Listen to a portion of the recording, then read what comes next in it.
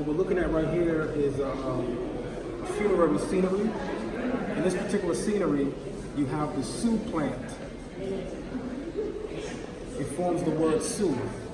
The oval is a bread loaf and it makes the T sound. And the table, it has bread on it, showbread, it's Hotep, so it's actually HTP. And this is the T sound. The triangle that you're looking at gives you the D sound. And the single reed leaf gives you I. So far you have a Hotep de Nisut, which means an offering which the king gives. And the reed leaf gives you the I sound, the water symbol gives you an N, and the mat gives you a P. So that's Anubis, or in the Egyptian language, Anpu. So this is saying Hotep de Nasut, an offering which the king gives to the god Anubis, or in the language of the hieroglyphs, Anpu. The head that you see in profile is Tep. It's how you say first, chief, or beginning. And the mat again gives you the P sound. So this literally is a title of Anubis, calling him the foremost chief. So it's Tep and then Tooth. That hill that you see gives you the T sound, and the F is the snake, and it's acting as a masculine pronoun. So it literally translates as an offering which the king gives to Anubis, he who sits, and this is the reed leaf again, giving you the I or A, and then the cross gives you the M, and the chick gives you U. So it's Amut.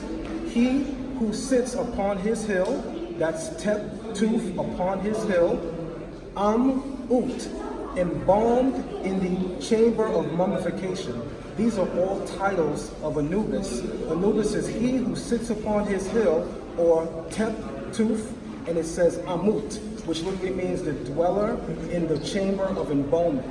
What this is signifying here is extremely significant. The loaf that we're looking at here gives you the sound Neb, which is like Lord. And the symbol here with the two edges pointing down, that's Ta. That's the symbol for land. So it's actually calling Anubis the Lord of the land, or the Lord of the cemetery, because this is again a funerary scenery, so we're talking about the afterlife. The hill that you're looking at gives you the Q sound, and the R gives you the mouth gives you an R sound, and the loop gives you an S. This is QRS, or Christ. Why is that so significant? In Christianity, Christ is the one who prepares you for life eternal. In this funerary scene, Anubis is preparing the dead body for life eternal. The only difference is this scenery predates Christianity by almost 1,500 years. So that means 1,500 years before Christianity is on the world scene, you have Anubis being described as the one who prepares you for life eternal. And obviously, this is the sepulcher, or the dead body, in the coffin or the sarcophagus, and it's referred to in the language of the hieroglyphs or the 𝈈𓃑𓏏 as a sahu, which means the mummy. So again, this is an offering which the king gives to Anpu, or Hotep de Nasut, Anpu, Tep Tooth, which means he who sits upon his hill. And then you have the reed leaf, which is the I, and then you have the cross, which is the M, and you have the quail chick, which gives you an U, and again you have the bread loaf, which gives you a T.